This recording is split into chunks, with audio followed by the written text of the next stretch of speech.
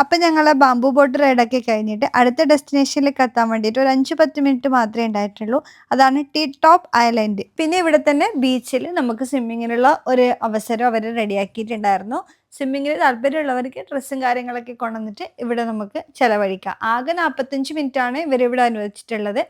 അത് ഇത് രണ്ടും കവറാക്കുന്ന രീതിയിൽ നമ്മൾ തന്നെ ചെയ്യണം. ഈ ടീ ടോപ്പ് ഐലൻഡിലേക്ക് 400 to 500 സ്റ്റെപ്പാണ് അവർ പറഞ്ഞിട്ടുള്ളത്. മുകളിലേക്ക് കയറാൻ എത്ര, ഇറങ്ങാനും അത്ര തന്നെ. ചില ആൾക്കാർ സ്വിമ്മിങ് കഴിഞ്ഞ ശേഷം ഈ ഐലൻഡിലേക്ക് കയറുന്നുണ്ട്. ചില ആൾക്കാർ ഇത് കഴിഞ്ഞിട്ട് വന്നിട്ട് സ്വിമ്മിങ് ചെയ്യുന്നു. നമ്മൾ രണ്ടും കൽപ്പിച്ച് ഐലൻഡ് കയറാൻ വേണ്ടിയിട്ട് തീരുമാനിച്ചു. കുറച്ച് നടക്കുമ്പോഴത്തേക്ക് തന്നെ എനിക്ക് നല്ല ക്ഷീണം വന്നു. കാലിന് ഭയങ്കര പിടുത്തം പോലെ. പിന്നെ നേരത്തെ ഉണ്ടായ മഴ കാരണം അവിടെ ഫുള്ള് വെള്ളം കാര്യങ്ങളൊക്കെ ആയിരുന്നു. അതുകൊണ്ട് ഏടെ ഇരിക്കാനോ ഒന്നും പറ്റില്ല.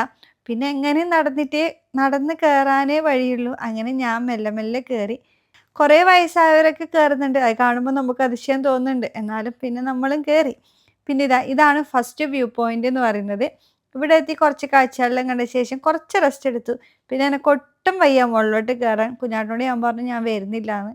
പിന്നെ എങ്ങനെ അവിടെ വരെ കയറിയതല്ലേ, എന്നോട് അവിടെ ഇരിക്കാൻ പറഞ്ഞിട്ട് കുഞ്ഞാട്ടനാണ് അതിൻ്റെ ടോപ്പിലേക്ക് പോയത്. ഇതാണ് ഏറ്റവും ടോപ്പിലത്തെ വ്യൂ എന്ന് പറയുന്നത്. ഇവിടെ നിന്നിട്ട് ഫുള്ള് നമുക്ക് ഈ ഹാലോങ് ബേ മൊത്തം ഒന്ന് കാണാം.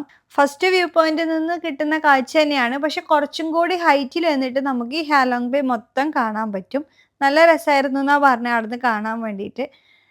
ഞാൻ നിന്നെടുക്കുന്ന കുറച്ചും കൂടി അധികം സ്റ്റെപ്സ് ഉണ്ടായിരുന്നു. ഞാൻ പോയില്ലെങ്കിൽ പകുതി വഴിയിൽ നിൽക്കാനും പറ്റൂല.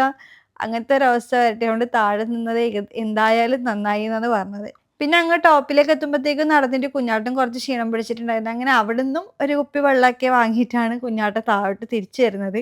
ഇവിടെ അതെ കേട്ടോ, നമ്മുടെ പ്ലാസ്റ്റിക് വാട്ടർ ബോട്ടിലൊന്നും ഇല്ല.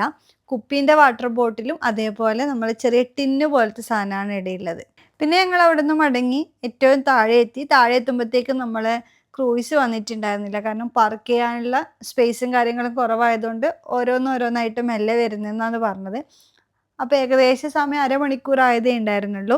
അങ്ങനെ ഞങ്ങൾ രണ്ടാളും കൂടി അവിടെ ഇരുന്നിട്ട് പിന്നെ എല്ലാം കഴിഞ്ഞ് നമ്മൾ ബോട്ടിൽ തിരിച്ചു പോകുമ്പോഴത്തേക്കും ഒരു 5 മണി ആയിട്ടുണ്ടായിരുന്നു. അപ്പം തന്നെ നമ്മൾ ഏറ്റവും ടോപ്പിൽ കൊണ്ടുപോയിട്ട് ഒരു ടീ പാർട്ടിയും അതേപോലെ സൺസെറ്റ് കാഴ്ചകളൊക്കെ കാണാൻ വേണ്ടി ചെറിയൊരു പരിപാടി അവരവിടെ ഒരുക്കിയിട്ടുണ്ടായിരുന്നു.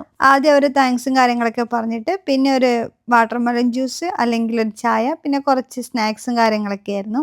അതൊക്കെ കഴിഞ്ഞിട്ട് ഒരു DJ പാർട്ടി പോലെയായിരുന്നു അവരത് സെറ്റ് ചെയ്തിട്ടുണ്ടായിരുന്നത്. ഈ നമ്മുടെ ക്രൂയിസിലുണ്ടായിരുന്നത് കുറേ ആൾക്കാരും ഹിന്ദിക്കാരായിരുന്നു, ഇന്ത്യക്കാരായിരുന്നു.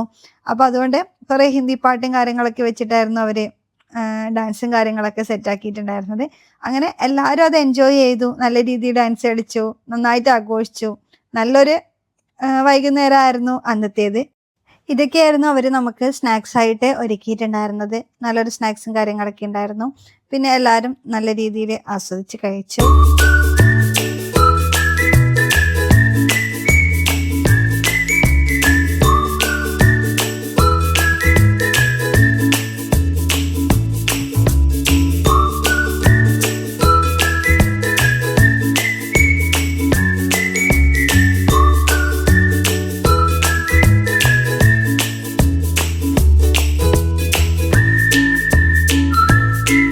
അപ്പോൾ വൈകുന്നേരത്തെ സൺസെറ്റോടു കൂടി ഞങ്ങൾ ഒന്നും കൂടി ആ ഹാലോങ് ബേയുടെ പ്രകൃതി ഭംഗി ആസ്വദിച്ച് ഞങ്ങളുടെ യാത്ര ഇവിടെ അവസാനിപ്പിച്ചു.